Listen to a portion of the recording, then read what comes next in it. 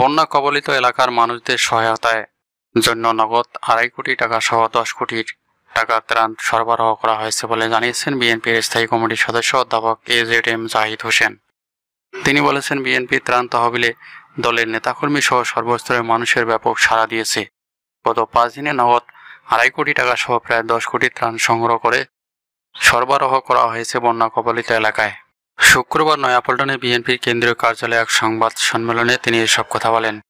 জাহিদ বলেন, বন্যার পানি এরই মধ্যে কমতে শুরু করছে, ফলে এসব এলাকায় রোগবালাই বেড়ে যাবে। সেজন্য আমাদের চিকিৎসক এবং বিভিন্ন ওষুধ কোম্পানিগুলো ওইসব এলাকায় ওষুধ বিতরণের কার্যক্রম শুরু করেছে। অন্তর্বর্তীকালীন সরকারের প্রধান উপদেষ্টা অধ্যাপক ডক্টর মোহাম্মদ ইউনূসের সঙ্গে ফোনে কথা বলেছেন পাকিস্তানের প্রধানমন্ত্রী শাহবাজ শরীফ। ফোনালাপে অন্তর্বর্তী সরকারের প্রধান উপদেষ্টা হওয়ায় নোবেলজয়ী এই অর্থনীতিবিদকে অভিনন্দন জানান তিনি।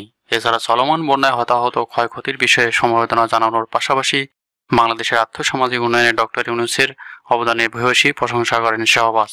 একই সঙ্গে পাকিস্তান ও বাংলাদেশ সমৃদ্ধির জন্য ঘনিষ্ঠভাবে কাজ করবে বলে ফোনালাপে উভয় নেতা সম্মত হয়েছেন। শুক্রবার এক প্রতিবেদনে এই তথ্য জানিয়েছে রেডিও পাকিস্তান। এছাড়া পাকিস্তানের প্রধানমন্ত্রীর কার্যালয়ে প্রেস উইং থেকে দেওয়া এক সংবাদ বিজ্ঞপ্তিতে উভয় নেতার ফোনালাপের বিষয়টি নিশ্চিত করা হয়েছে।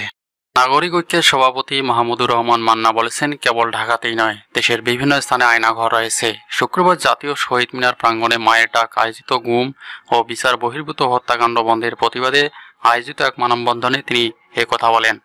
আইন শৃঙ্খলা রক্ষাকারী বাহিনী কর্তৃক গুমের শিকার ও নিখোঁজ হওয়াদের স্বজনরা মানববন্ধন করেন। নিখোঁজ ব্যক্তিদের ছবি, ব্যানার, পোস্টার ও প্লাকার্ড হাতে নিয়ে মানববন্ধনে দাঁড়ানো স্বজনরা গুম হওয়া ব্যক্তি যারা ফিরে এসেছেন তারা তাদের ভয়ঙ্কর অভিজ্ঞতার কথা তুলে ধরেন। এ সময় ক্ষতিপূরণের দাবিও জানান তারা।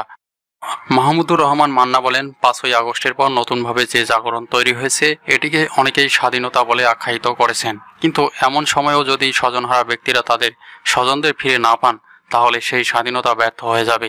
অন্তর্বর্তীকালীন সরকারের কাছে আবেদন থাকবে, দ্রুততম সময়ে স্বজনদের কাছে গুম হওয়া ব্যক্তিদের ফিরিয়ে দিন। বিএনপির ভাইস চেয়ারম্যান শামসুজ্জামান দুদু বলেছেন, ভোট ছাড়া গণতন্ত্র প্রতিষ্ঠা হয় না। তিনি অন্তর্বর্তী সরকারকে দ্রুত নির্বাচন দেওয়ার আহ্বান জানিয়েছেন। আজ শুক্রবার প্রেস ক্লাবের সামনে বিএনপি চেয়ারপারসন খালেদা জিয়া ও ভারপ্রাপ্ত চেয়ারম্যান তারেক রহমানের বিরুদ্ধে দায়েরকৃত মামলা ও সাজা প্রত্যাহারের দাবিতে এক অনুষ্ঠানে তিনি এই আহ্বান জানান। গণতন্ত্র রক্ষায় সবাই ঐক্যবদ্ধ হওয়ার আহ্বান জানিয়ে শামসুজ্জামান দুদু বলেন, এই সরকার আমাদের ভালোবাসার সরকার, আদরের সরকার।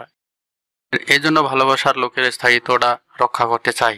আপনি যে কাজ করেন না কেন, যত পরিকল্পনা মাথায় থাক না কেন, ভোটাধিকার দেন।